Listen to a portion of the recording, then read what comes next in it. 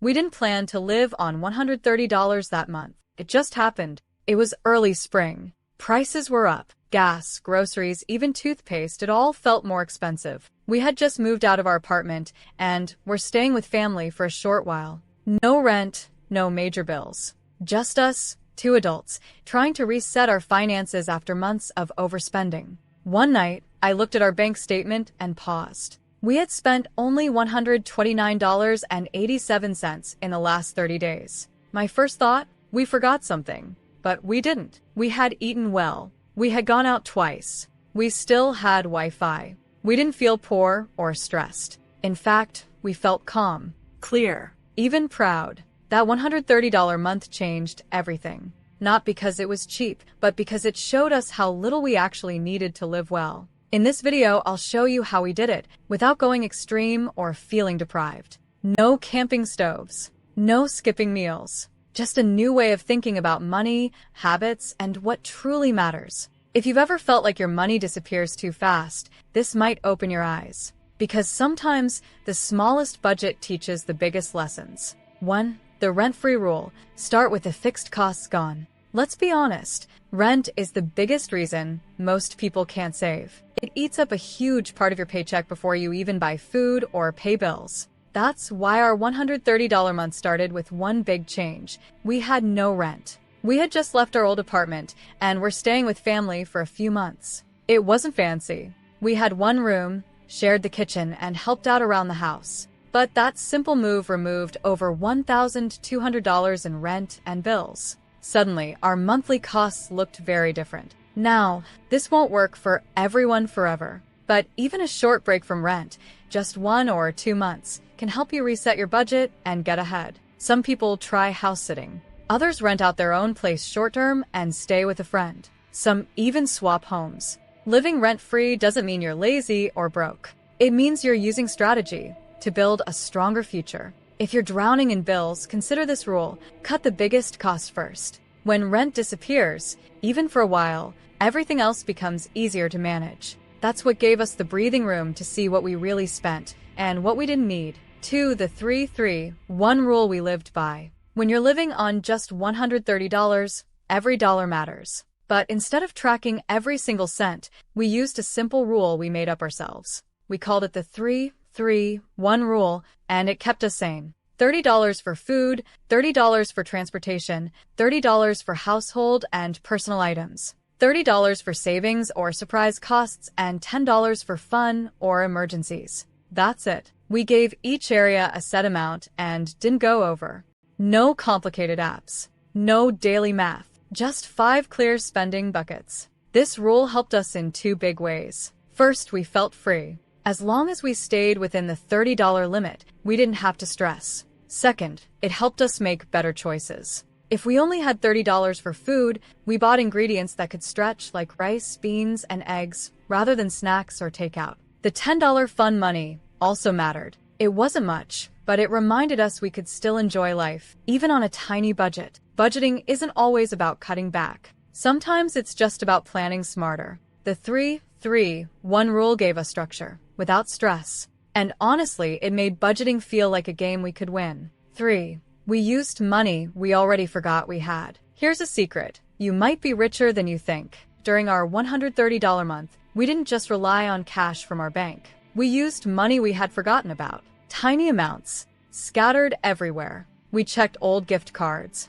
We looked in drawers and wallets for loose change. We checked our PayPal and even random cashback apps. I found a $12 Target gift card from last Christmas. My partner had $7 left on a Starbucks app. I had $19 sitting in a digital wallet from an old freelance job. Altogether, these little amounts added up to over $60, money we didn't count in our original budget. This taught us something powerful. Most people have hidden money lying around. Not huge amounts, but enough to cover groceries or a small bill. And in tough times, that's everything. We now do what we call a money scan every few months. We look for unused gift cards, store credit at balances, forgotten subscriptions we can cancel, and loose change in bags and coat pockets. Try it. You might be surprised. Sometimes, the money we need is already in our lives. We just haven't looked closely enough. This step helped us survive the month and start fresh. 4.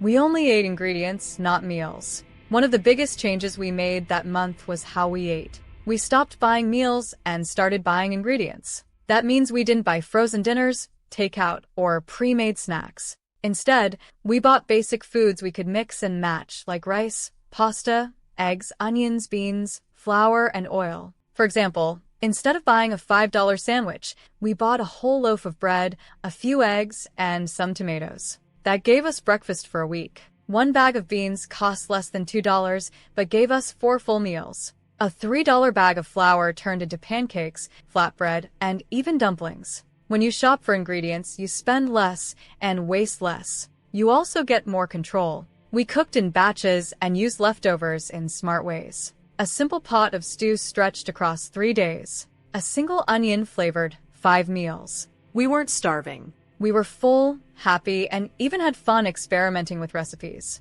It didn't feel like cutting back. It felt like creating something from scratch. If you want to save real money on food, start here. Buy ingredients, not meals. It may take more time, but your wallet and your health will thank you. 5. The fun budget was $10, and it was enough. Yes, we only gave ourselves $10 for fun that month. And to our surprise, it was enough. At first, it felt like a joke. What kind of fun can you have with $10? But that tiny amount forced us to get creative, and that made it even better. We looked for free events in our area. A local library movie night, a free museum day, long walks in a nearby park. Cooking together using leftover ingredients and listening to music and dancing in the living room. One Friday, we used $6 from the fun budget to buy popcorn and ice cream. We had a movie night at home, just the 2 of us. It was one of the best nights we had in months. The truth is, fun doesn't have to be expensive. Sometimes, putting limits on spending makes you enjoy things more. We laughed harder, talked more, slowed down. $10 reminded us, joy isn't always about what you buy. It's about how present you are. Why we didn't cancel all subscriptions. Most people think saving money means canceling everything, but we didn't. Instead of cutting all our subscriptions, we asked one simple question. Is this helping us or draining us? We kept the few things that gave us real value. One shared Netflix account. We used it almost every night. A budget tracking app that helped us stay focused. Internet, since we needed it for work and daily life. But we canceled things that didn't make sense. Fitness apps we never opened. Music services we barely used. Free trials that were about to charge us. We also checked for duplicate costs. Do we need 2 streaming services? 2 cloud storage plans? Usually not. The goal wasn't to punish ourselves. The goal was to make sure every dollar was doing something useful. Sometimes, smart saving means keeping what works and cutting what doesn't. Don't cancel just to cancel. Cancel to create space for things that matter and for peace of mind. After that $130 month ended, we didn't go back to spending the old way. Yes, we started spending a bit more, but everything had changed. We no longer bought things without thinking. We asked questions before every purchase. Do we need this? Will we use it? Can we find a smarter way? That 1 month gave us confidence. We saw that we could survive on very little. More than that, we could live well. We felt calm, focused, and free from money stress. Our savings grew faster. We started meal prepping more. We made fewer impulse buys. We even started talking about bigger goals, like building an emergency fund, starting a small business, and living with less for the long term. The truth is, it wasn't about the money. It was about control. That month showed us that we were in charge. Not our bills, not our cravings, not the pressure to spend. And once you feel that power, even for a month, it stays with you. You never see money the same way again. Living on $130 for a whole month didn't make us feel poor. It made us feel powerful. We learned that being rich isn't just about how much money you make. It's about how you use what you have. That month showed us we had more control than we thought. We spent with purpose. We found joy in simple things. We stopped wasting. Even now, with a bigger budget, we still use the same ideas. Buying ingredients, checking hidden money, asking before spending, and planning with care. You don't need a big income to feel financially free. Sometimes you just need a clear plan and a fresh mindset. Try your own $130 month, or even a $200 one. You might be surprised by what you learn. because true wealth starts in the mind, not the wallet. Don't forget to like and subscribe to the channel to see more content like this. Thanks for watching, and I'll see you in the next video.